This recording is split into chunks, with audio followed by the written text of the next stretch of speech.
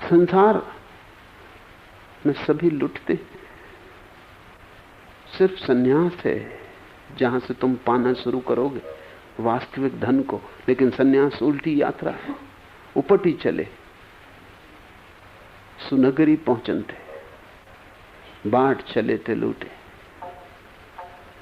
और जिनको तुम समझ रहे हो तुम्हारे संगी साथी, वे सब उस लूट में सम्मिलित हैं। जिनको तुम समझ रहे हो मित्र परिजन, वे सब उस लूट में सम्मिलित हैं। उन सब का सुख तुम्हारे लूटने पर निर्भर है। और ऐसा ही नहीं है कि वे ही तुम्हें लूट रहे हैं, तुम भी उन्हें लूट रहे हो, क्योंकि तुम्हारा सुख उनके लूटे जाने पर निर्भर है।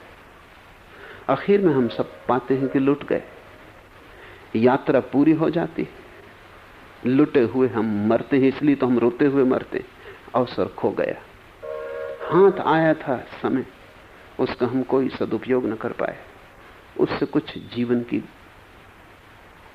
निधि न बनी, ऐसे ही व्यर्थ गंवा दिया।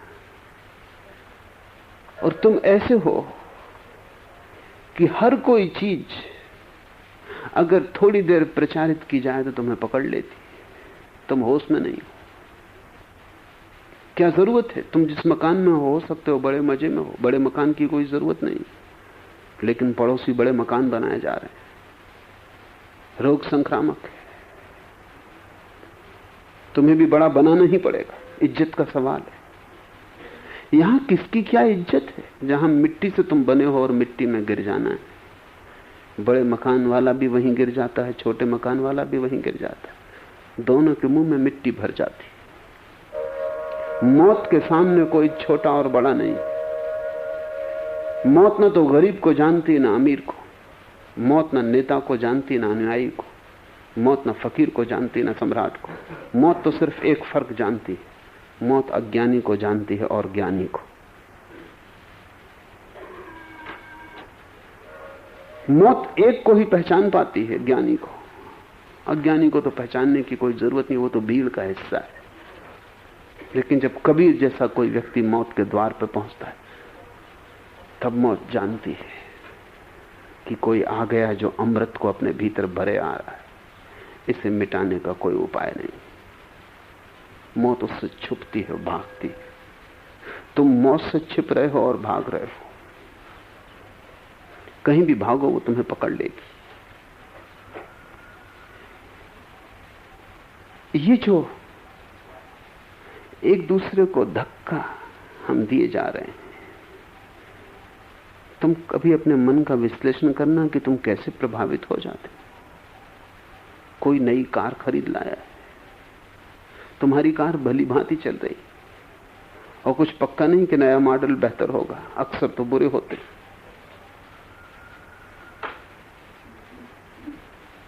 तुम बिल्कुल मजे में हो, लेकिन एक मुसीबत आ गई।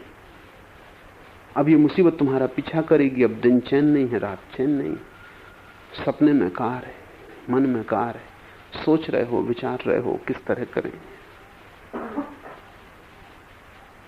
जरूरत की चीजें काट के गैर जरूरत की चीजें खरीद लेते हो। आवश्यकताओं को छोड़ के विलास में पड़ जाते हो। जो नितांत जरूरी था उसको तुम बाद दे देते हो, जो बिल्कुल गैर जरूरी था उसको बाजार से खरीद लाते हो। अपने घर में गौर करना, कितनी चीजें तुम ऐसे ही खरीद लाए हो जिनको खरीद लाने की कोई जरूरत ही न थी। नीलाम में कभी खड़े हुए हो? दूसरे लोगों को आवाज लगाते देख के तुम्हारे भीतर से आवाज उतनी शुरू हो जाती। कोई कह रहा है 101, कोई कह रहा है 102, कोई कह रहा है 103। तुम्हें मुश्किल हो जाता है कैसे रोकें बिना कहे 104। मुल्ला नसरुद्दीन एक लीलाम में खड़ा था, बड़े जोश में आ गया था, गांव लगाया जा रहा था। एक तोता बिक रहा था, दांव लगाया चला गया। जो तोता 10 रुपए में मिल सकता था वो 101 रुपए में मिला, मगर बड़ा खुश था क्योंकि भीड़ को हरा दिया।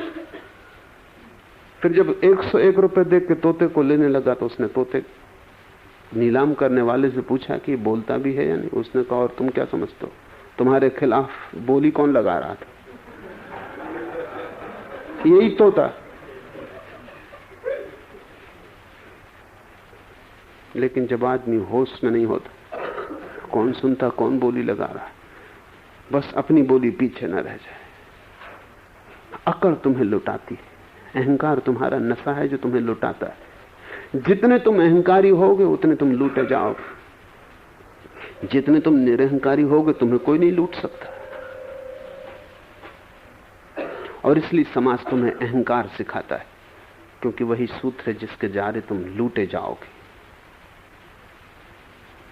उपटी चले सुनगरी पहुंचनते बाट चले ते लूटे।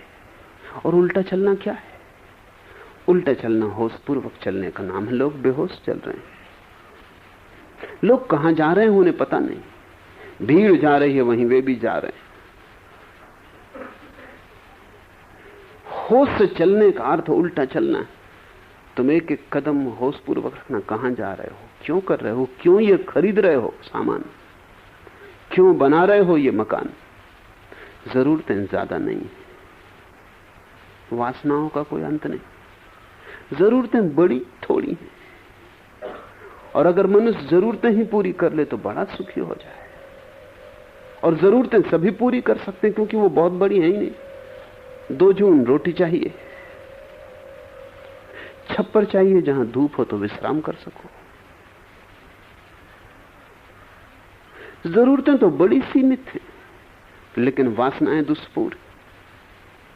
छप्पर से काम ना चलेगा, महल चाहिए। और कितना ही बड़ा महल हो उससे बड़ा हो सकता है। इसलिए मन बड़े के लिए दौड़ता रहता है।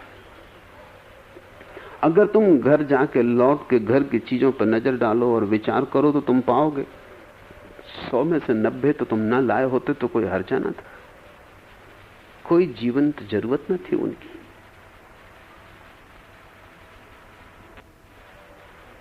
तुम जीवन में 100 चीजें किए हो, 90 न करते तो कुछ हर्जा ना था।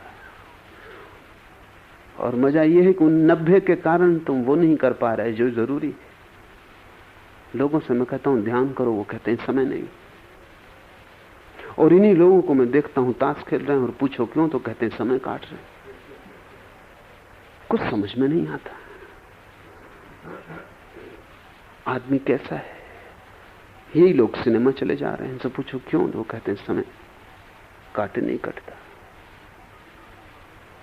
छुट्टी के दिन में तुम देखो ये बड़े परेशान रहते हैं, बेचैन रहते हैं कि क्या करें, क्योंकि समय आ पड़ा है, काटे नहीं कट रहा है समय। जिंदगी काटे नहीं कट रही है। और अगर ध्यान को कहो तो यही आदमी बिना सोचे, एक क्षण बिना विचारे कहता है समय कहां।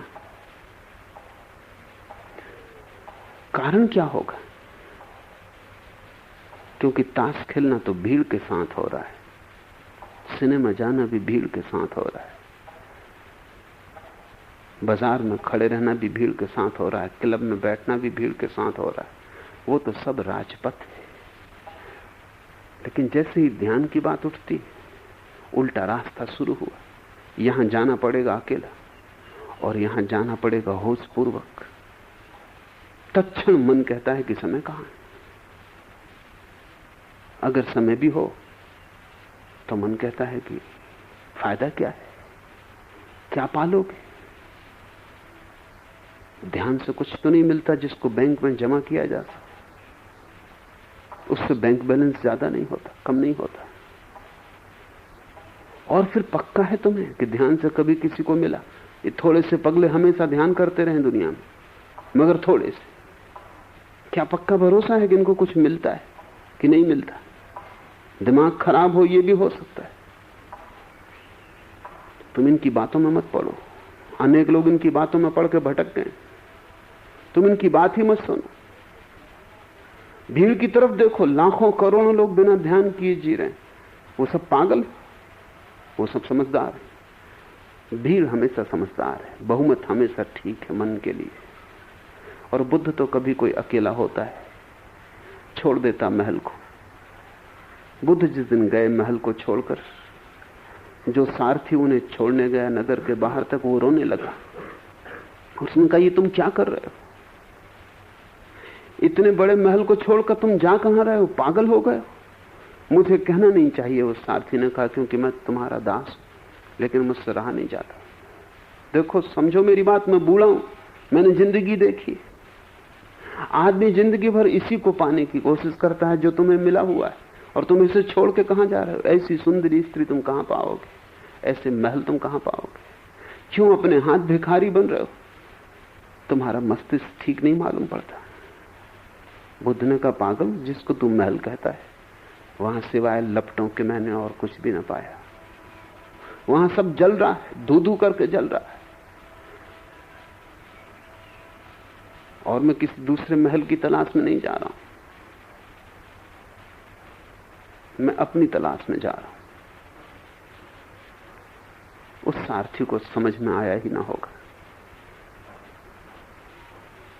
जब बुद्ध अपने बाल काटने लगे और अपने गहने उतार के सारथी को देने लगे, तो इन्हें वापस ले जा, ये मेरी भेंट तेरे लिए, तो वो चीख मार के रोने लगा। उसने कहा, ये मत करो, ये बाल बड़े प्यारे, ऐसे सुंदर बाल हमारी राजधानी में किसी के भी नहीं। बुद्ध ने कहा, इन सुंदर बालों का क्या करूंगा? सब धू धू कर जल रहा है, ये बाल जल जाएंगे, कल मैं मरूंगा और तुम ही मुझे चिता पर रखाओगे, और ये बाल घास की तरह जल जाएंगे।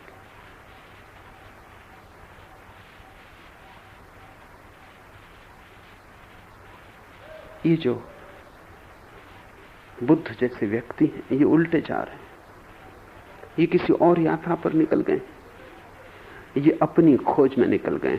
तुम भी यात्रा कर रहे हो, तुम हमेशा किसी और चीज की यात्रा कर रहे हो, कुछ और खोज रहे हो। कोई सुंदर स्त्री की खोज कर रहा है, कोई सुंदर महल की खोज कर रहा है, कोई धन की, कोई पद की, कोई प्रतिष्ठा की। जब तक तुम अपनी खोज न करोगे, तब तक तुम्हारी सब खोजें दो कौड़ी की, और तुम लुटे हुए मरोगे। कोई और नहीं लूट रहा है, तुम्हारी गलत खोज ही तुम्हें उस तरफ ले जा रही जहां तुम अपने हाथ लुटते हो। उपटी चले सुनगरी पहुंचनते बाट चले ते लूटे, एक जेबड़ी सब लपटाने के बांधे के छूटे। बड़ी अनूठी बात कबीर कह रहे हैं कि एक ही रस्सी से सब बंधे। वे भी जो अपने को समझते हैं कि हम बंधे हैं, और वे भी जो अपने को समझते हैं कि हम छूटे। गुलाम तो बंधे ही हैं, सम्राट भी बंधे, एक ही रस्सी से। एक जेबड़ी सब लपटाने कै बांधे के छूटे।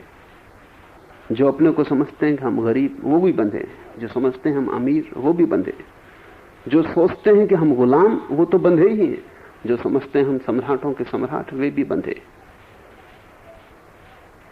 सम्राट कैसे बंधा है? रस्सी वही है। किसी की गरीब रस्सी है, किसी की अमीर रस्सी, किसी की रस्सी में हीरे जवाहरात जड़े, और किसी की रस्सी बिल्कुल साधारण है, लेकिन एक जेबड़ी सब लपटाने। तुम्हारे भीतर जो हारा हुआ है वो भी बंधा है, और जो जीता हुआ है वो भी बंधा है। सिकंदर और नेपोलियन उसी रस्सी से बंधे जिससे गरीब सड़क पर भीख मांगता हुआ आदमी बंधा है। क्योंकि जब तक माया है तब तक बंधन है। जब तक तुम्हारा मन तुम्हारे अतिरिक्त कुछ और खोज रहा है, तब तक तुम बंधे हो। ऐसा हुआ कि एक फकीर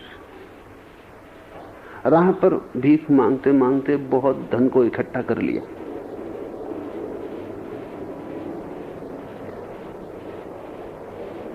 कभी किसी से मांगा भी नहीं था, बस राह के किनारे बैठता था, लोग फेंक जाते थे, लोगों के बड़ा भाव था। फिर उसकी मौत करीब आई तो उसकी पूरी झोपड़ी रुपयों पैसों से भरी थी। तो उसने कहा कि अभी सबको मैं किसी गरीब आदमी को दे देना चाहता हूं। बहुत से गरीब इकट्ठे हो गए और सब अपना अपना दावा करने लगे कि हमसे ज्यादा गरीब कोई भी नहीं। भिखमंगे से भिखमंगा आके द्वार पर खड़ा हो गया, हमसे ज्यादा गरीब कोई भी नहीं। सभी ने दावा किया क्योंकि बहुत धन था उस फकीर के पास। उस फकीर ने कहा कि रुको, अभी भी सबसे गरीब आदमी नहीं आया है। और तब राजा की सवारी निकली और उसने राजा को आवाज दी कि ठहर, ये सब पैसे ले जा। गरीब चिल्लाने लगे कि अन्याय हो रहा है और तुमसे ऐसी आशा न थी, सम्राट को तुम दे रहे हो। उस फकीर ने कहा, इससे ज्यादा गरीब आदमी कोई भी नहीं इस गांव में, क्योंकि तुम तो थोड़े से राजी हो गए हो, इसके पास बहुत है फिर भी राजी नहीं हुआ है, अभी भी मांग जारी है। इतना मिल गया है तो भी इसकी मांग नहीं बुझती। इससे जाहिर है कि इसकी गरीबी बहुत बड़ी, इसकी प्यास का कोई अंत नहीं। शायद थोड़ा बहुत सहारा इससे मिले, मेरी दौलत शायद इसकी थोड़ी प्यास को कम करे। गरीब तो गरीब है ही, अमीर भी गरीब है। हारा हुआ तो हारा हुआ ही है। तुम जरा जीते हुओं को देखो, वो भी हारे हुए। यहां इस संसार में जीता जा ही नहीं सकता कुछ। यहां तो हारना ही एक विधि है। यहां सभी हारते हैं, सिर्फ वही जीतता है यहां जो अपने को खोजता है। कबीर के इस वचन का एक और भी गहरा अर्थ है, उसको भी ख्याल में रखें। एक जेवड़ी सब लपटाने के बांधे के छूटे। वे तो बंधन में है ही जो सांसारिक है, जो अपने को सोचते हैं कि हम सांसारिक हैं, हम बंधे हैं माया से। तुम्हारे साधु सन्यासी जो दावा करते हैं कि हम मुक्त हो गए, वो भी बंधे के बांधे कि छूटे। बंधे तो बंधे ही हैं, जो कह रहे हैं कि हम छूट गए वो भी बंधे। क्योंकि कबीर कहते हैं और सभी ज्ञानियों ने एक ही बात कही है संबंध, कि जब कोई छूट जाता है तब वो ये नहीं कहता कि मैं छूट गया हूं, क्योंकि जैसे ही कोई छूटता है वो ये जानता है कि वो रस्सी झूठी थी। वो रस्सी थी नहीं, सपने की थी। उससे बंधना तो झूठा था ही, उससे छूटना भी झूठा है। क्योंकि झूठी रस्सी से तुम्हारी मुक्ति का क्या अर्थ हो सकता है? तुम्हारा बंधन तो पागलपन था ही। तुम्हारा दावा कि मैं मुक्त हो गया हूं वो भी पागलपन, जब रस्सी ही झूठी थी। रात सपने में तुम बंधे थे, क्या सुबह उठ के तुम ये कहोगे कि अब मैं मुक्त हो गया हूं? तुम यही कहोगे कि सपना झूठा था, बंधन झूठा था। और जब मैं बंधा ही न था सच में, तो सत्य मुक्ति कैसे हो सकती है? तो ज्ञानी कहता है बंधन भी झूठा, मुक्ति भी झूठी, क्योंकि रस्सी झूठी है। कह बांधे कह छूटे, एक जेवड़ी सब लपटाने। कबीर की ये बात बड़ी गहरी है। तो जब भी कोई दावा करे कि मैं मुक्त हूं, दावा ही माया की सूचना देता है। दावा ही बताता है कि अभी बोध हुआ नहीं, अभी आदमी जागा नहीं। हां, कल तक बंधा था, रस्सी वही थी। अब उसी रस्सी के आधार पर दावा कर रहा है कि मैं छूटा हूं। और अगर रस्सी ही झूठी है तो छूटोगे कैसे? ज़ैन फकीर रिंझाई ने कहा है, संसार तो झूठा है ही, मोक्ष भी झूठा। जब रिंझाई ने यह कहा तो लोग बहुत चौंके। उन्होंने कहा, तुम ये क्या कहते हो? संसार झूठा, मोक्ष भी झूठा। रिंझाई ने कहा कि संसार भी तुम्हारे मन में, मोक्ष भी तुम्हारे मन में। और जब मन ही चला गया, एक जेवड़ी सब लपटाने, वो मन की ही जेवड़ी टूट गई, वो मन की रस्सी ही टूट गई, तो कैसी मुक्ति, कैसा मोक्ष? बुद्ध से लोग बार बार पूछते हैं कि जब आपका शरीर खो जाएगा तो आप कहां होंगे, किस मोक्ष में होंगे, कैसा होगा मोक्ष का स्वरूप? बुद्ध सदा चुप रह जाते हैं। कुछ भी कहना खतरनाक है, क्योंकि आदमी समझ ही नहीं पा रहा। ये ऐसा ही है जैसे कि सपने में सोया हुआ आदमी सपने में ही पूछ रहा हो कि कैसा होगा वो रूप जब हम जग जाएंगे, तब सपना कैसा होगा। जब जग जाओगे तो सपना होगा ही नहीं। सपना तभी तक है जब तक सोए हो।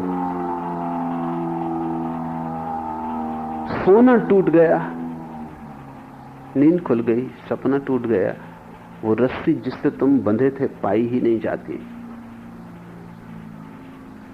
तो मुक्त पुरुष तो वही है जिसको मुक्त होने का दावा भी नहीं, जो सिर्फ हंसेगा, जो कहेगा सब झूठ है, संसार भी, निर्वाण भी। नागार्जुन का बड़ा प्रसिद्ध वचन है कि संसार से तो बचना ही, निर्वाण से भी बचना। नहीं तो पहले संसार में जकड़े हो, पीछे निर्वाण में जकड़ जाओगे। और जेवड़ी एक ही है, रस्सी एक ही है, फर्क नहीं है कुछ। पहले अकड़े हुए थे संसार के कारण, अब अकड़े हुए हो मोक्ष के कारण कि मुक्ति मिल गई। क्या मैंने निर्वाण पा लिया? जब तक अहंकार भरता हो किसी भी चीज से, तो समझ लेना कि अभी भी नींद जारी है। मोक्ष से भी भरता हो तो भी नींद जारी। तुमने कभी सपना देखा है? जब तुम सपने में देखते हो कि तुम जाग गए, जरूर देखा होगा। कभी कभी ऐसा सपना आता है जिसमें सपने में तुम देखते हो कि जाग गए। वो जागना भी सपने का हिस्सा है। सुबह असली में जाग के तुम पाते हो कि अरे रात सपना देख रहे थे, सपने में ही देख रहे थे कि जाग गए। वो भी तरकीब है नींद को बचाने की। भूख लगी, सपने में तुम देखते हो कि उठ गए, फ्रिज के पास पहुंच गए। सपने में तुम देखते हो सब जागा हुआ हो रहा है, भोजन भी कर लिया, और तुम्हें ऐसे ही प्रतीत होता है कि सब वास्तविक हो रहा है। फिर सो गए। सपने के भीतर सपना, सपने के भीतर सपना हो सकता है। और तब बड़ी कठिनाई होती है, क्योंकि तुम कैसे फर्क करोगे कि जागरण वास्तविक है या सपने का है? दोनों एक जैसे ही मालूम होते हैं, कैसे फर्क करोगे? एक ही फर्क है, और वो फर्क यह है कि वास्तविक जागरण में तुम जागरण का दावा नहीं करते हो। दावे की जरूरत ही इसलिए पड़ती है कि जागरण सच्चा नहीं है। दावे से उसे भरते हो, चिल्ला के कहते हो, दूसरे को समझाने के लिए नहीं, खुद को समझाने के लिए कि वास्तविक है। और जब दूसरे भी मान लेंगे तो तुम्हें भी भरोसा आ जाएगा। नींद बड़ी गहरी है। एक जेवड़ी सब लपटाने के बांधे के छूटे। तुम तो बंधे ही हो, तुम्हारे मुक्त पुरुष भी बंधे। भाग गए होंगे जंगल में, बैठे होंगे वृक्षों के नीचे एकांत में, लेकिन बंधे। अब एक नई अकड़ पैदा हो रही कि हम पार हो गए संसार से। जो था ही नहीं उससे कभी कोई पार होता है, सिर्फ जागता है। एक ज़ैन फकीर सुबह सुबह उठा, उसका पहला शिष्य भीतर आया। उसने कहा कि सुनो, इसके पहले कि तुम कुछ और करो, मैंने रात एक सपना देखा, उसकी व्याख्या करो। उसने कहा ठहरो, पहले मैं चाय बना लाऊं। शिष्य चाय बना लाया, उसने चाय गुरु को दे दी। गुरु ने कहा आप व्याख्या करोगे? उसने कहा यही मेरी व्याख्या, शांति से चाय पी लो। तभी दूसरा शिष्य भीतर आया, उसने कहा कि सुनो, एक सपना मैंने रात देखा, तुम उसकी व्याख्या करोगे? उसने कहा कि रुको। वो एक बर्तन में पानी भर लाया, उसने कहा कि मुंह धो दो, यही सपने की व्याख्या है। गुरु खूब हंसा और उसने कहा कि अगर आज तुमने व्याख्या की होती तो निकाल बाहर कर देता, सपने की कोई व्याख्या करनी होती। सपना आया, नींद टूट गई, चाय पी लो, खत्म करो बात, हाथ मुंह धो लो, और क्या करोगे? उन दोनों शिष्यों ने ठीक ठीक उत्तर दिए। और ज़ैन गुरु इसी तरह के प्रश्न पूछते। वो प्रश्न ऐसे नहीं होते जिससे हिंदू गुरु पूछते हैं कि वेद की इस पंक्ति का क्या अर्थ, तो कोई भी पंडित दे देगा उत्तर। लेकिन गुरु ने सुबह सुबह जाग के पूछा है। किसी शास्त्र में नहीं लिखा कि गुरु पूछेगा कि रात एक सपना देखा, व्याख्या करो। और इस जमाने में जबकि सपने की बड़ी व्याख्या चल रही है, फ्रायड, जुंग, एडलर, सारी दुनिया के बड़े मनोवैज्ञानिक लगे हैं सपने की व्याख्या करने में कि सपने का क्या अर्थ। जरूर मन कहता कि कहो क्या सपना देखा, लेकिन शिष्यों ने बड़ी होशियारी बरती, होश बरता। और होश की बात यह है कि अब सपना खत्म हुआ, बकवास क्यों करनी, उसकी व्याख्या से क्या होगा। जो था ही नहीं उसकी क्या व्याख्या करनी? पानी पे खींची थी लकीर, वो बची ही नहीं, उसका क्या इतिहास लिखना?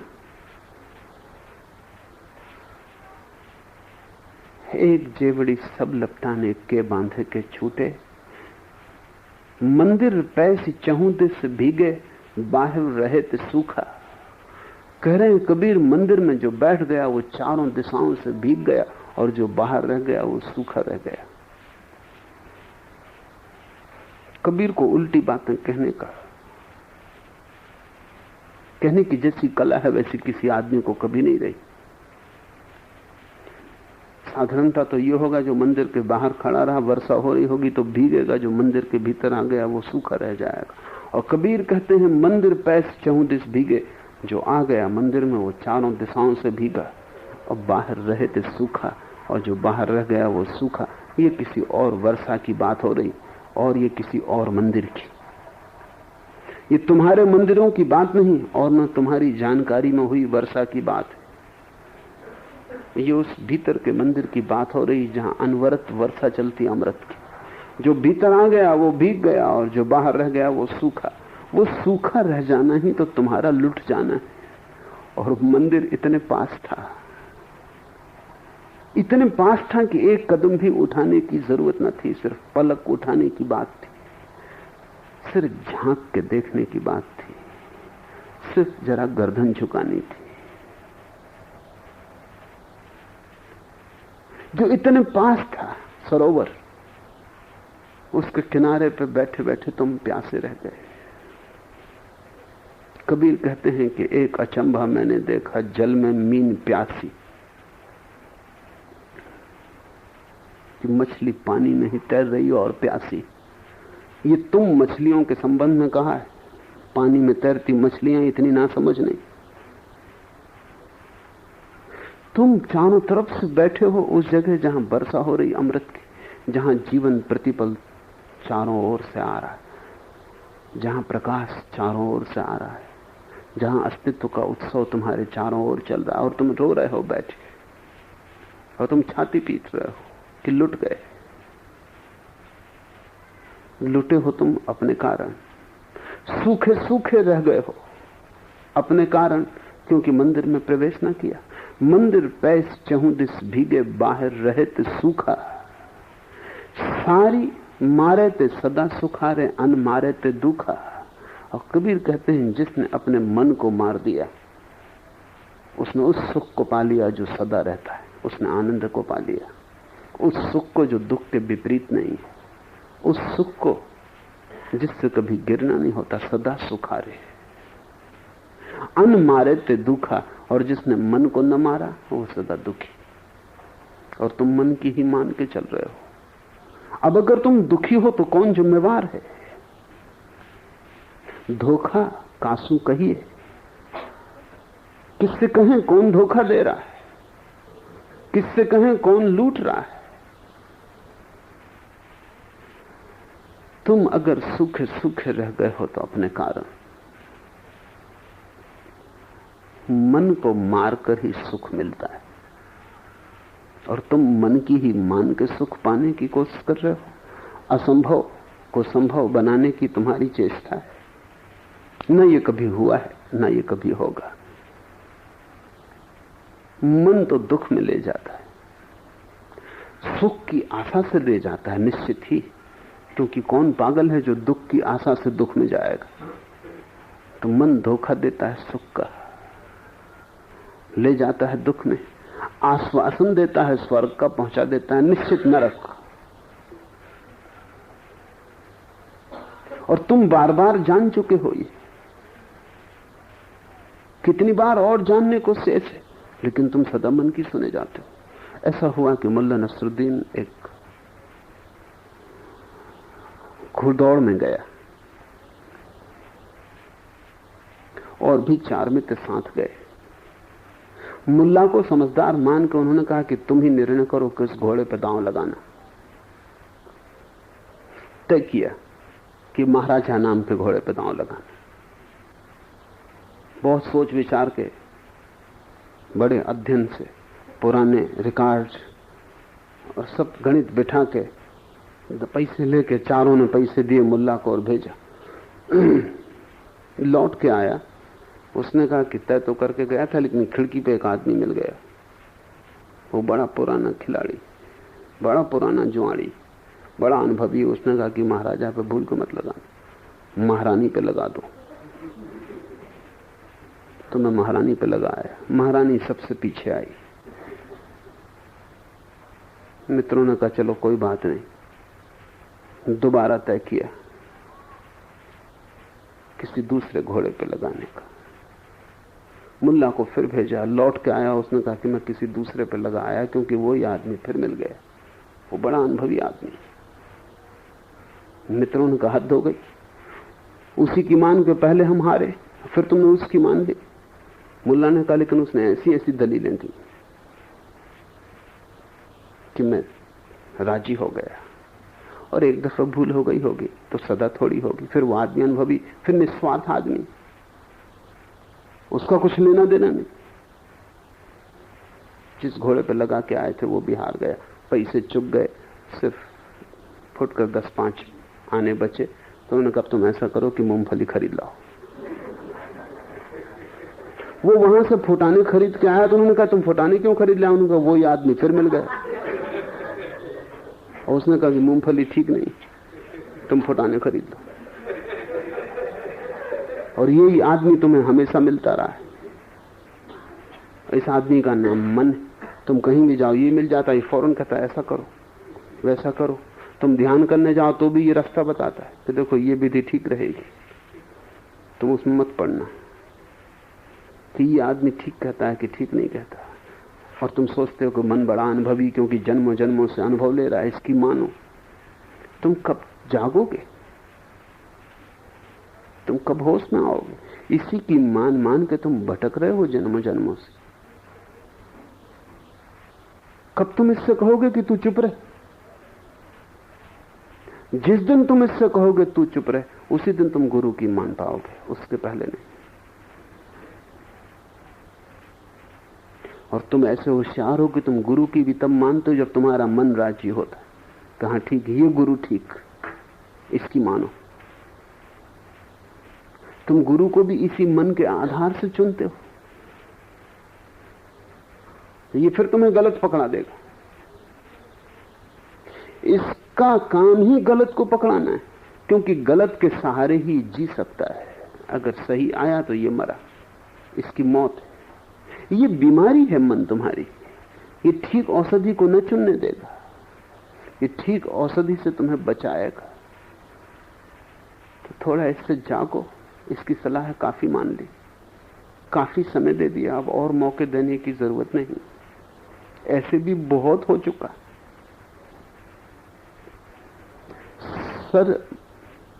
सरी मारे ते सदा सुखारे, अन मारे ते दुखा। और जिसने अपने सिर को मिटा दिया, सर को मिटा दिया, इस मन को मार डाला, उसने सदा सुख के स्रोत को पा दिया। और जिसने इसे न मारा वो दुख में भटकता रहा। मन ही तुम्हारा नरक है। लेकिन मन की तरकीब क्या है? कैसे तुम्हें फंसाए हुए? वो तुम्हें वैसे ही फंसाए हुआ है जैसे सभी मछली मार जानते हैं वो तरकीब।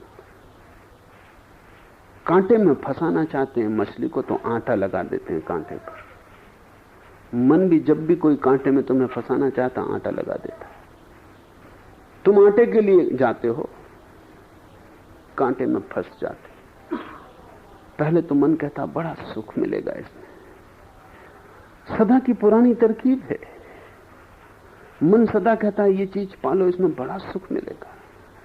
और जब तुम पा लेते तब कुछ नहीं मिलता। सुख तो मिलते नहीं, उल्टे दुख मिलता है।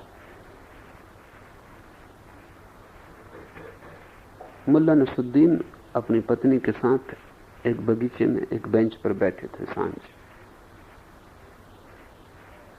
बेंच के पास ही एक झाड़ी में एक नवयुवक एक नवयुवती से बात कर रहा था।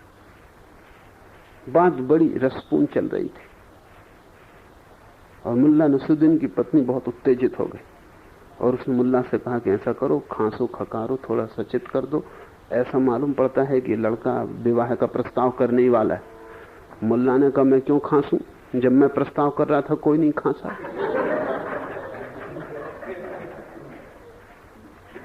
जब किसी ने हमको नहीं चेताया तो हम क्यों किसी को चेताएं? मरने दो, अपनी की अपनी भोगेगा।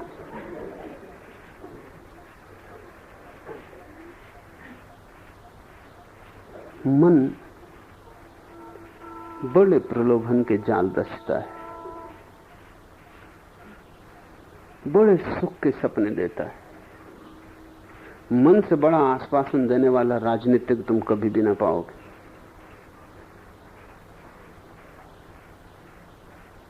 सभी कुछ करने के वायदे करता है,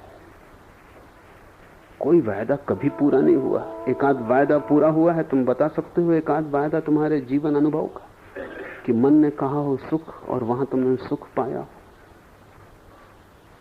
अंधेपन की भी सीमा होती। तुम कब तक इस पर भरोसा किए जाओगे? छोड़ो इस भरोसे को। मन तो पुरानी आदत के अनुसार कहे जाएगा, लेकिन जैसे कुत्ते भौंकते रहते हैं और हाथी अपने मार्ग पे चला जाता है, ऐसे ही तुम मन के भौंकते कुत्तों को बात दो। उनसे कहो कि तुम भौंको, तुम्हें आनंद आता तो तुम भौंको, तुम अपने गले की कसरत करो, मेरे मार्ग में इससे कोई फर्क पड़ने वाला नहीं।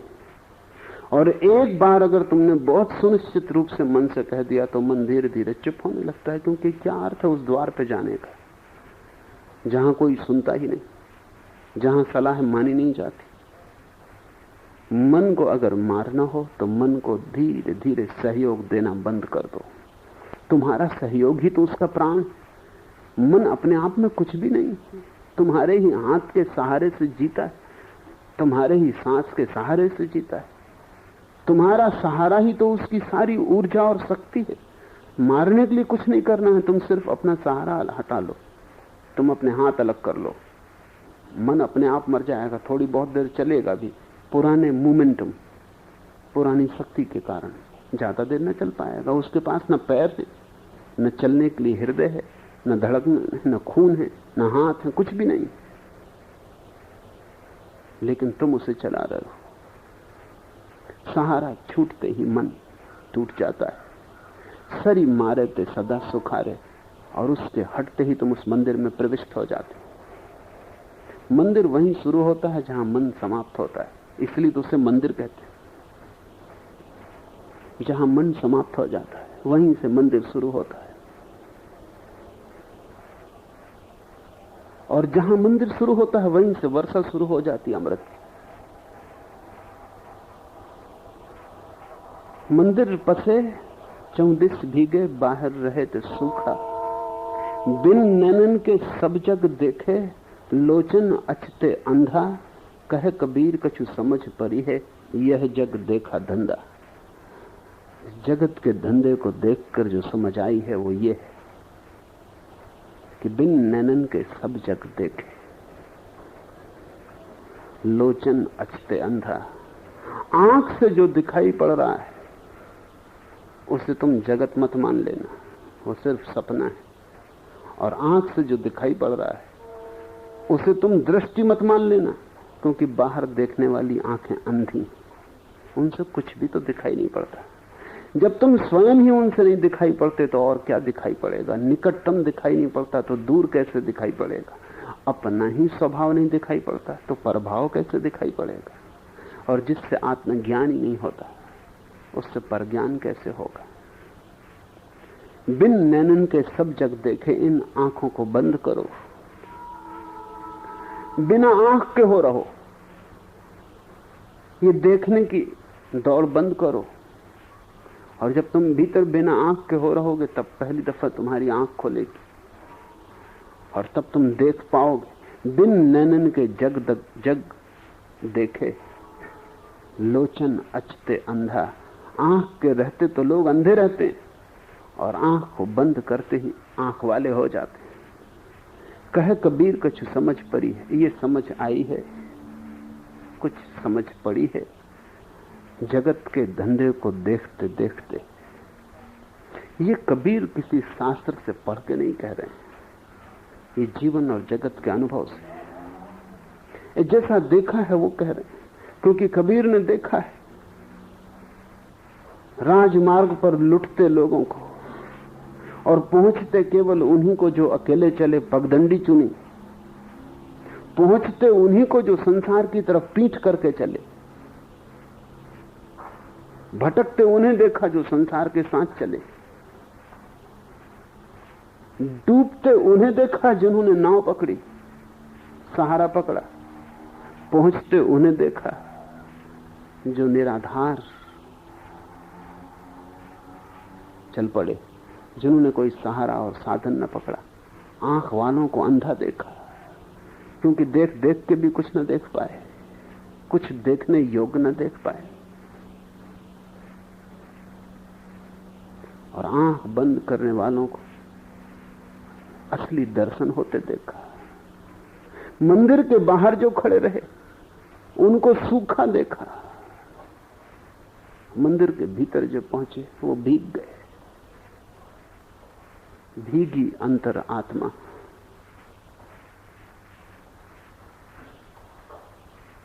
उन्हें किसी एक नई मस्ती से भरते देखा। उनके जीवन का सब सूखापन खो गया। उनके जीवन में सब तरफ हरा भरापन हो गया, हरी भई बन रहा है। उनके जीवन में एक नई हरे जीवन की प्रतिभा को चमकते देखा। और कबीर कहते हैं ये किसी शास्त्र की लिखी, वो नहीं कह रहे हैं, लिखा लिखी की बात नहीं, देखा देखी बात। ये जगत को देखकर कह रहे हैं, ये अनुभव को देखकर कह रहे हैं। इन सूत्रों को संभाल के रख लेना।